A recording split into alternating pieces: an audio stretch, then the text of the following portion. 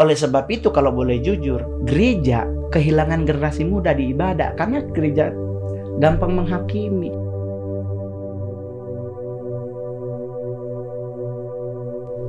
Kalau gue sih setuju dan gak setuju guys, karena gimana pun juga budaya itu memang mempengaruhi kehidupan anak muda waktu di gereja, tapi nggak semuanya tentang culture atau budaya.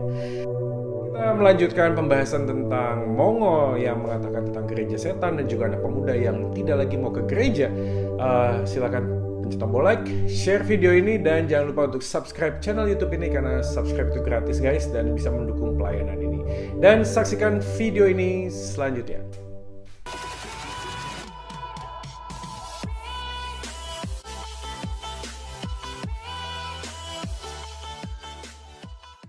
Nah teman-teman sekalian, ini menjadi trending topik.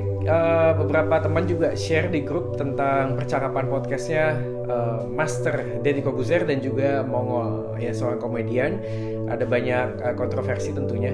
Ya menarik sih, ya gue nggak tahu apakah teman-teman juga udah ngedengerin. Tapi gue akan kutipkan beberapa yang menurut gue penting juga untuk kita bahas dan untuk kita jadi refleksikan, otokritik guys terhadap gereja kita saat ini di tengah-tengah pandemi bahkan PPKM darurat seperti saat ini.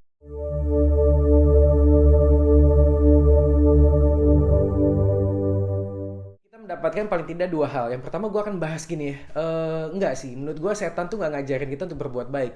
Alkitab tuh ngomong setan tuh bapak pembohong. Jadi dia cuma ngebohongin kita dan mengatakan bahwa gue bakalan sayang sama lu, gue bakalan ngerangkul lu, gue akan nolong lu dan seterusnya. Jadi kalau gue mau ngomong ini apakah semuanya pekerjaan setan, nggak cuma tentang itu sebenarnya, karena gimana pun juga ada teman-teman kita, saudara kita mengambil sebuah penganut faham ateisme atau yang nggak percaya ada Tuhan, dan apakah itu semuanya juga karena setan? Ya belum tentu juga guys, karena kalau kita mau melihat di dalam Alkitab, sekali lagi Alkitab mengatakan bahwa di dalam dunia ini yang sudah jatuh dalam dosa, manusia tidak lagi mau mencari kebenaran. Bahkan kitab Roma mengatakan kita bukannya nggak tahu kebenaran, tapi kita ini menindas kebenaran.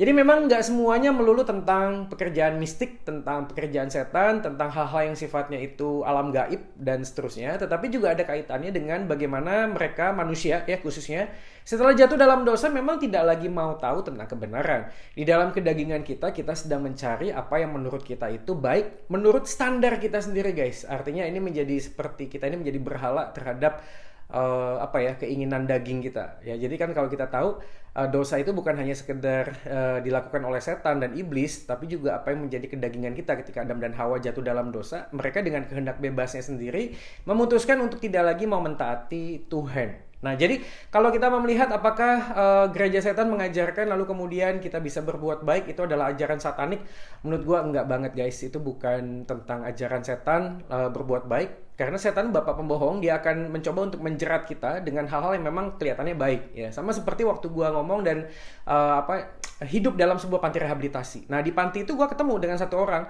yang memang menurut pengakuannya, menurut juga doa yang kita naikkan bersama-sama, juga anggota dari gereja setan waktu itu di Bandung ya, Children of God waktu itu di Bandung. Memang ada banyak kesamaan yang diceritakan oleh Mongol dari apa yang saya dapatkan, tapi teman saya ini yang di panti rehabilitasi ini mengalami hal yang mungkin sedikit berbeda karena berkaitan dengan nalar. Jadi seperti ada brainwash. Jadi orang ini kemudian lama-lama jadi stres guys, karena dia tidak lagi bisa menerima sebuah fakta apa yang dilakukannya itu melawan hati nurani. Ya intinya begitu sih ya. Sampai akhirnya dia pakai narkoba, pakai sabu-sabu, ekstasi dan lain sebagainya. Itu karena pengaruh dengan lingkungannya. Nah, gue nggak akan bahas itu lebih dalam tentang apa yang diajarkan oleh setan. Tapi yang pasti teman-teman sekalian pastikan juga bahwa kembali ke dalam Alkitab. Di dalam Alkitab itu iblis adalah bapak pembohong ya. Bapak pembohong artinya dia akan mengajarkan segala macam cara dengan metode apapun termasuk dengan kebaikan untuk menjerat kita. Dan apakah kita melakukan kebaikan adalah berarti melakukan ajaran gereja satanik? Ya tentu saja tidak guys ya. Ya karena yang terpenting bukan hanya sekedar tindakan baik, tetapi apa yang mendorong kita untuk melakukan tindakan baik itu. Oke, yang akan saya bahas hari ini adalah tentang pernyataannya bahwa gereja saat ini tidak lagi menerima anak-anak pemuda ya. Contohnya tuh dia kasih contoh pakai celana jeans dan lain sebagainya. Lalu kemudian ngapain sih lu pakai celana jeans yang sobek-sobek? Kenapa nggak ada celana yang lain? Ini hanya bagian kecil aja. Dan gue sih sepakat artinya gini. Ini juga apa namanya, empirical teori ya, maksudnya gue mengalami sendiri apa yang dikatakan oleh si Bang Mongol ini. Jadi gue pernah punya kepahitan yang cukup lama sekali dengan gereja terkait dengan perlakuan mereka karena melihat gaya gue, ya, beranting, rambutnya dicet dan lain sebagainya. Tapi hari ini gue sadar bahwa sebenarnya ya guys ya, sebenarnya culture atau budaya atau tren atau jenis apapun ya bentuknya, itu hanya satu bagian sih, menurut gue hanya satu bagian yang membuat anak muda itu tidak lagi merasa nyaman di gereja, merasa dia itu kayak diterima, ya. Ini kan yang Master Obuzer juga ngomong, tidak dihakimi gitu ya, tidak dihakimi dan seterusnya. Menurut gue gini, ada dua hal yang penting, karena penerimaan itu juga harus didasarkan kepada dua hal, yaitu penerimaan berdasarkan kasih dan juga penerimaan berdasarkan kebenaran itu sendiri. Jadi nggak mungkin kita menerima sesuatu hanya sekedar karena kita mengasihi. Kalau kita hanya mengasihi lalu kita menerima apapun kultur budaya yang ada dan yang dianut oleh orang tersebut, maka kita ini menjadi orang yang apa ya, menjadi orang yang kompromi gitu loh. Kita nggak lagi berpegang kepada kebenaran. Sebaliknya, kalau kita hanya menegakkan kebenaran tanpa kasih, ya ujung-ujungnya adalah kita menjadi orang yang arogansi. Nah, gue pernah bahas tentang video ini sebenarnya, tapi yang menjadi highlight gue adalah hari ini gereja tuh yang penting tuh adalah gini, kebenaran harus tetap dinyatakan sih, ya, terlepas dari budaya kulturnya. Budaya atau apapun yang ada di sekitar kita itu harusnya apa ya, digarami, ya, harusnya tuh diberikan sebuah nilai yang baru seperti yang kebenaran firman Tuhan tuh nyatakan. Tentu saja waktu kita ngomong tentang Kisah Para Rasul pasal 2 dan pasal 4, ingat ya, jemaat mula-mula, gue kok yakin banget sih, karena waktu itu kan orang-orangnya datang dari tempat-tempat yang berbeda ya, dari Elam, dari Media, dari Mesopotamia dan lain sebagainya, dan mereka itu kan berkumpul di dalam Kisah Pentakosta pasal yang kedua, ya kan.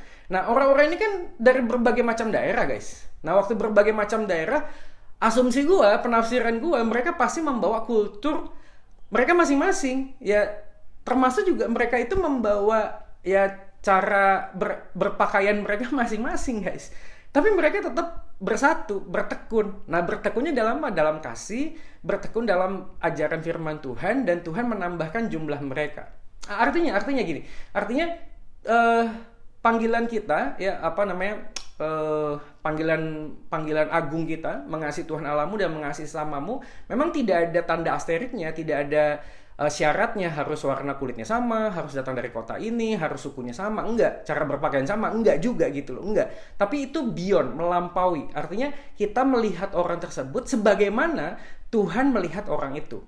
Tapi yang jauh lebih penting bukan hanya sekedar melihat, tapi juga penerimaan itu berdasarkan kebenaran dan kasih. Artinya fokusnya itu bukan lagi kepada apa yang dipakai, tapi apa yang dilihat. Apa yang dilihat adalah salib Yesus. Apa yang dilihat adalah firman Tuhan, Injil Tuhan. Nah, fokus kepada itu membuat kita kemudian melihat keindahan Yesus itu melampaui segala macam bentuk cara orang berpakaian. Ya.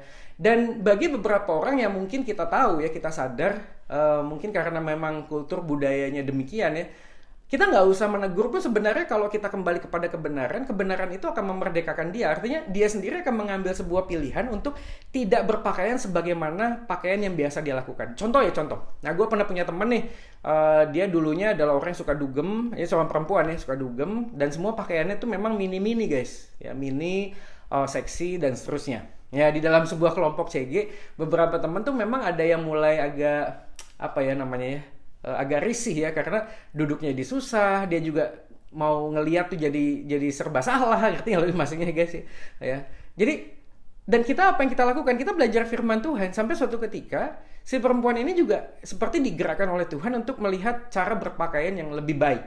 Ya, lagi-lagi, apakah berpakaian mini dan seterusnya itu budaya dan kita harus menolak? Enggak, tapi gue yakin bahwa tidak mungkin seseorang itu hadir di dalam sebuah kemasan yang terus sama lalu mau berharap mendapatkan sesuatu yang berbeda dalam hidupnya. Enggak mungkin. Kalau kita sudah melihat sesuatu yang benar, maka kita akan mulai merasakan gelisah dan mengambil sebuah pilihan untuk lebih baik ke depannya. Karena itu proses pengudusan kan guys ya. Tapi buat gue adalah bagian kita adalah kebenaran dan kasih. Selama gereja Tuhan itu menyampaikan kebenaran, tapi juga dengan kasih, ya. Jadi nggak suka khotbahnya tuh nggak kayak suka nyentil-nyentil kayak gitu-gitu, nggak sih? Kalau kesentil ya puji Tuhan sih, tapi kan kita nggak langsung motif itu ke sana. Motif kita tuh harus dengan kasih, karena gua sayang sama lu, gua kasih tahu. Walaupun teguran itu memang menyakitkan, tapi itu lebih baik daripada pelukan hangat yang bukan berdasarkan kasih. Kita bisa kesiksa guys, ya bisa kesiksa. Jadi artinya gua yang mau highlight adalah ayo gereja Tuhan itu bukan cuma sekedar ngomong tentang budaya, cara berpakaian di sekeliling kita. Kita perlu untuk melihat itu menjadi sebuah jembatan, perlu memberikan sebuah garam ya, menggarami budaya tersebut, menggarami semua hal yang dalam pemuda ini. Tetapi yang penting ada kasih penerimaan juga. Jadi kelompok-kelompok cell group, komunitas, saling memperhatikan, itu akan jauh lebih efektif seperti Kisah Para Rasul pasal 2 dan pasal 4 tadi guys. Jadi mereka bertekun bersama-sama belajar firman Tuhan dan saling berbagi kasih ya, berbagi kasih. Dikatakan bahwa mereka tidak lagi menganggap kepunyaan mereka itu milik mereka sendiri. Mereka menjualnya dan membagikannya kepada orang lain. Sungguh-sungguh kasih yang radikal. Nah, kembali kepada tadi pembahasannya. Apakah hari ini ada banyak gereja yang menghakimi? Ya menurut gue lagi-lagi kenapa orang bisa merasa itu adalah sebuah penghakiman? Karena memang tidak melalui penerimaan, tidak melalui kasih. Jadi cuma sekedar ngomong sebuah teori aja. Nah ini kan jadi problem, apalagi buat kita nih hamba-hamba Tuhan yang ada di dalam sebuah zaman yang seperti ini ya guys ya. Kenapa sih anak pemuda nggak mau ngedengerin khotbah yang keras misalnya ya. Bahkan kan di Alkitab ngomong jangan minum susu saja gitu loh. Jangan makan bubur saja yang makanan yang lembek-lembek, yang lunak-lunak, tapi makanan keras tuh penting memang, penting gitu loh. Sudah waktunya kita makan makanan keras. Tapi kalau kebenaran itu ditegakkan tapi tidak dibarengi dengan sebuah bentuk kasih, sebuah bentuk penerimaan, maka walaupun kebenaran itu benar adanya seperti yang firman Tuhan, penerimaan anak muda itu menjadi negatif. Penerimaan anak muda merasa, ya lu enak, lu kan majelis, lu kan pendeta, lu emang suci, gua mau orang berdosa. Padahal kalau kita mau melihat di Alkitab, Yesus justru datang buat untuk orang berdosa gitu loh. Jadi selalu akan ada kelompok yang hari ini, zaman ini seperti orang Farisi nih, orang majelis nih. Nah, ada yang membuat singkatan tuh majelis, manusia jelmaan iblis guys. Wah itu luar biasa ya, penat dan tua gitu.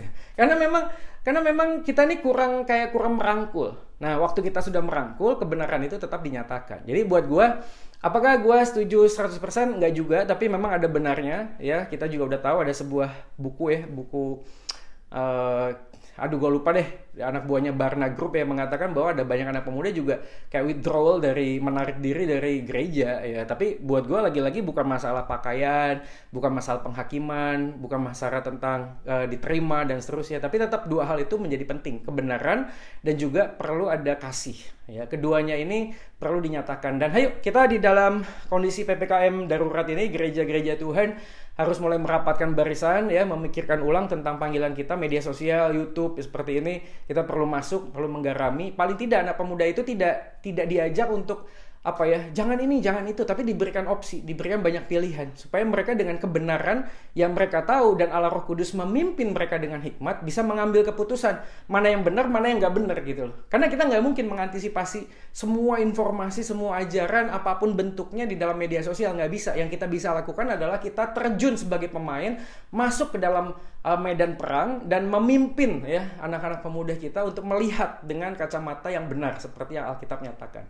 Ya jadi sekali lagi dalam video ini gue pengen mendorong kita semua untuk melihat anak-anak pemuda ini membutuhkan rangkulan, membutuhkan penerimaan, tetapi di sisi yang sama juga membutuhkan pengajaran yang benar, pengajaran yang kuat, kebenaran firman Tuhan yang tegas, yang tidak kompromi, dan itu membuat kita bisa firm, ya bisa jelas bahwa posisi kita hari ini adalah seorang anak Tuhan yang memang menurut Alkitab dikatakan tidak dilahirkan dari daging, tapi kita dalam tanda kutip ya, maksudnya dalam daging itu kita dilahirkan di dalam Roh Kudus ya, kita dilahirbarukan. Maka walaupun kita ada di dalam dunia, kita tidak berasal dari dunia ini, karena kita adalah anak Tuhan yang ditempatkan dalam dunia ini untuk menjadi garam, untuk menjadi terang di tengah-tengah kehidupan di dunia ini. Oke? Jadi teman-teman sekalian, ayo kita bersemangat, anak muda, yuk kita semangat menjadi berkat buat orang lain. Dan sekali lagi Semoga apa yang saya bisa bagikan ini menolong kita untuk semakin bertumbuh, dan kalau ada yang punya komentar silahkan, atau masukan ya, komentar, masukan, ketidaksetujuan nggak apa-apa, tapi dengan kalimat yang baik ya. Di bawah ini silahkan leave komen Anda dan kita bisa diskusi. Oke, Soli Deo Gloria, saya Joy Manik. Jangan lupa untuk like, share video ini, dan subscribe channel YouTube ini. Joy Manik pamit.